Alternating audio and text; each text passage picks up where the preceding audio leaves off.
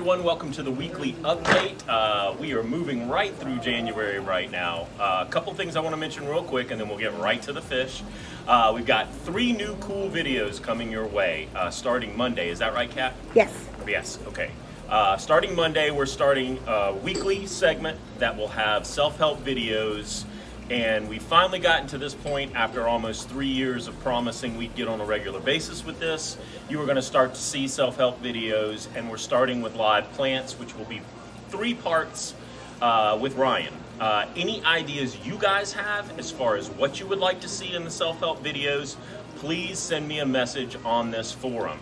Write it below.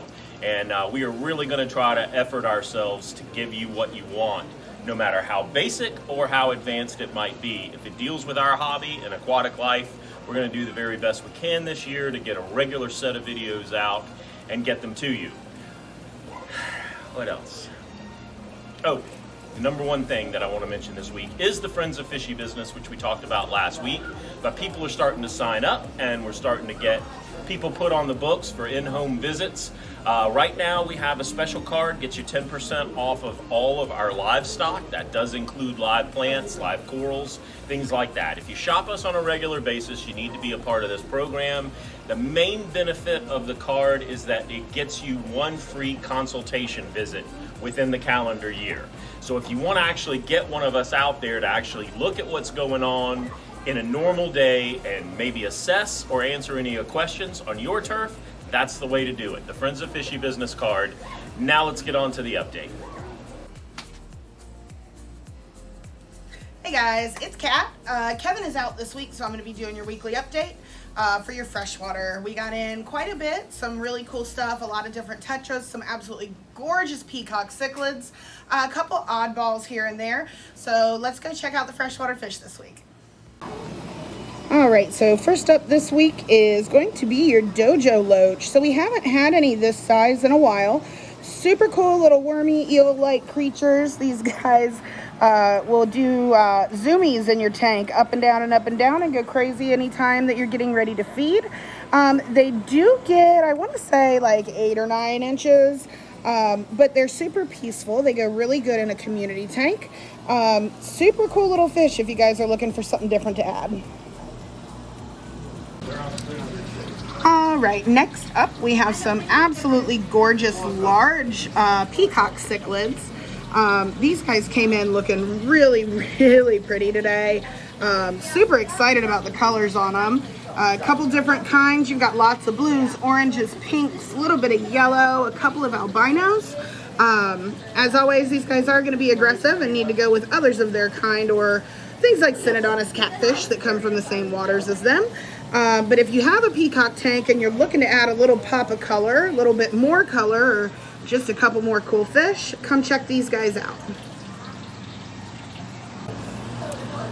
All right, so I'm pretty sure I answer about 20 Facebook questions every week asking about fancy guppies and what we have in. We have some different colors. Well, this week is the week to come get them. Kevin went above and beyond, ordering just a slew of different colors, shapes, patterns, both male and female, and they look absolutely beautiful. So if you're looking to add a peaceful fish to your tank with a pop of color, come check these guppies out. All right, so a cool little, what I'm going to call a nano fish for you guys this week are the white or sunshine neon tetras. So very similar to your normal neon tetras. They are a schooling fish, super duper peaceful, should be kept in groups of like 5 or more, but they've got a absolutely gorgeous white body with that bright blue eye. You can't really get these awesome pastel colors in a freshwater fish, and they are just absolutely gorgeous. Come check these guys out for yourself. Okay, so this week we got in some really awesome South American puffers. These guys are juveniles, probably only about 1 inch to 1.5 inches long. I want to say we got in like 12 of them, which is awesome because normally we don't get that many at one time. These guys are fully freshwater. Shouldn't get too big, usually only about 4 inches in length. And you don't have to transition them over. The cool thing about them is they can actually live with other South American puffers as opposed to some of your other species who need to be kept by themselves. Now these guys are going to be under observation for a few days, so don't expect to be able to come by them on probably until I would say like Monday. But we do just want to watch them, make sure everything's good, get some good dewormer medication through them because these guys are wild caught. Make sure that we don't have any parasites and that everybody's happy and healthy. And once we get the clear on these guys, you guys can come pick them up. Super cool fish. All right, so an oddball that we don't get in a whole lot, but we happen to get a few of in this week, are these Pyara. They are also known as the vampire tetra. Super cool little dudes. I say little because they're small right now, probably about 1.5 to 2 inches, but they are going to get up to, I think, about 10 inches in length. These guys' mouths do open super wide. You can see at the front of their head how long their mouth is. Basically opens all the way up, and if it can fit in its mouth, they're going to eat it. They are nippy. They do not play well with others, but they would be super cool for a species only tank. Come check these guys out. We don't get them in all the time. All right, so I wouldn't be me if I didn't show you the most adorable extra large orandas that we got in today. I love the fancy goldfish. I just think they're beautiful, super cute, derpy looking, absolutely adorable little guys. I want to say we got in like 6 of these guys. We got that one right there with this cute little lipstick. Awesome fish. These guys are a good size. Body is probably 4 to 5 inches long already, and the tails are, the rest of the fins are growing very well. They came in looking absolutely stellar. So if you want to fish with a good bit of personality, definitely come in and check out these guys. All right, so it's been a while since we have highlighted our rainbow fish, and we have a good selection in right now. I want to say we've got Madagascars, we've got Kamakas, some turquoise, a couple yellows, some really pretty Bozemanys that came in. These guys are all juveniles, most of which under 2 inches, but as many of you know, the majority of your rainbows are going to get upwards of about 6 inches long. They're going to get that super cool fat looking body. These guys do swim very fast. They are non-aggressive, but they are fast non-aggressive. So you want to make sure that you can put them with other fish that would be able to compete with them for food, because they are going to get to the food super quick. Absolutely beautiful little pop of color in your tank. They're going to color up more as they get larger, but you should definitely come check these guys out. We've got a real good selection right now. Welcome to the weekly update, everyone.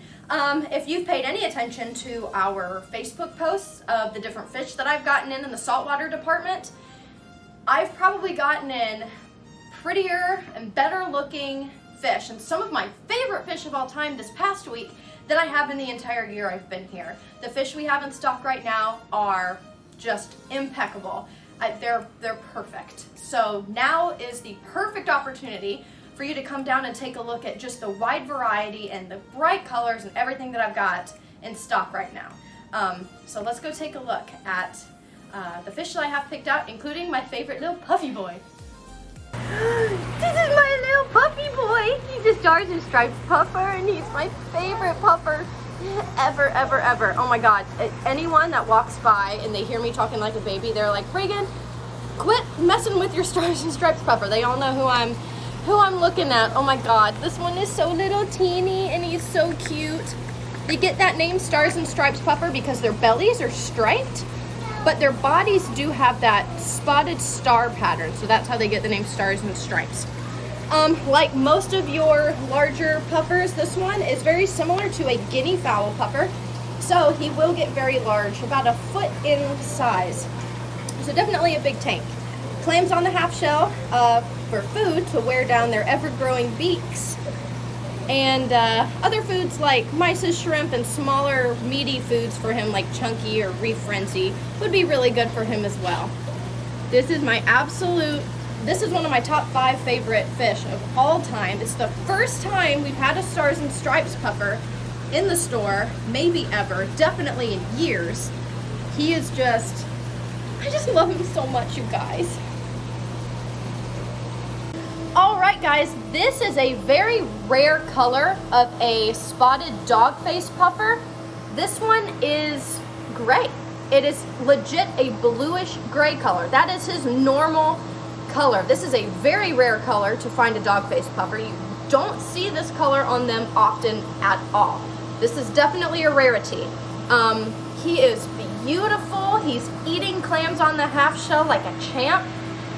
That beautiful light blue gray color on his body just is so stark and absolutely just, what a beauty. I'm at a loss for words because I've never seen such a gray dog-faced puffer. Now, like all dog faces, he'll get about a foot in length, so he will get pretty big. Again, clams on the half shell and meaty foods for him. His coloration says it all. There's really nothing else that needs to be said. He's gorgeous. Definitely a one of a kind.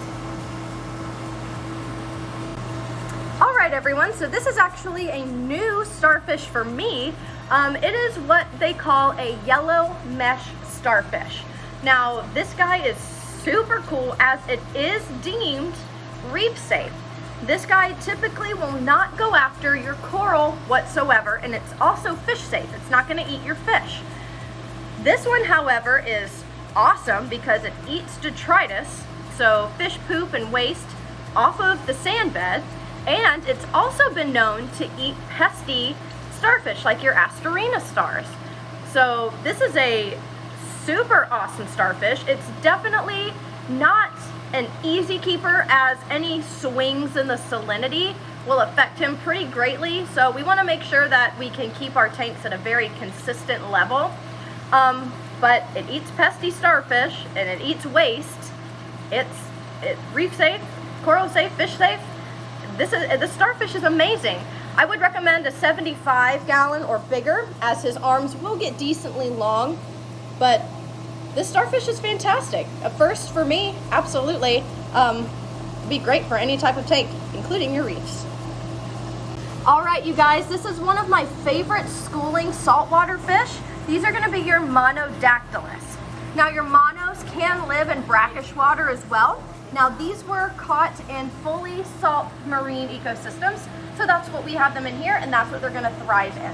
The monodactylus, or the monos, are absolutely just breathtaking. They have beautiful shimmering silver patterns and coloration, that beautiful black jet line that runs down in between their eyes, one right behind it running down the gill plate and onto their bottom fin, and then their tail fin and their dorsal fin are that beautiful orangish mustard yellow color. Now, these guys do school, and when they school together and that light hits their shimmering bodies, when they turn and dart around the tank, they are absolutely breathtaking. I love them. They are very hardy fish too. They are very hardy and they will eat almost anything. These are a fantastic fish to add even to a reef tank, as they won't nip at corals. They are a beautiful school. They love a longer tank, so not as much of a heighted tank, but a longer tank for these guys, as they do swim across the front of the glass and will turn around and swim back. But I cannot recommend these gorgeous monodactylus enough. Oh my goodness, this is one of the most, if not the most, beautiful groupers that you could possibly own. This is the gorgeous Pellini grouper. That beautiful bright yellow with that fuchsia magenta purple stripes on his face, in between his eyes. He's got fuchsia polka dots on top of his head. This guy right here is stunning. Again, it's probably, in my opinion, the most beautiful grouper. Groupers like this Pellini are not an aggressive fish, but they are predatory, which sometimes that can be misconstrued as an act of aggression. As a grouper, anything small enough to fit in his mouth, he will eat if he's hungry enough.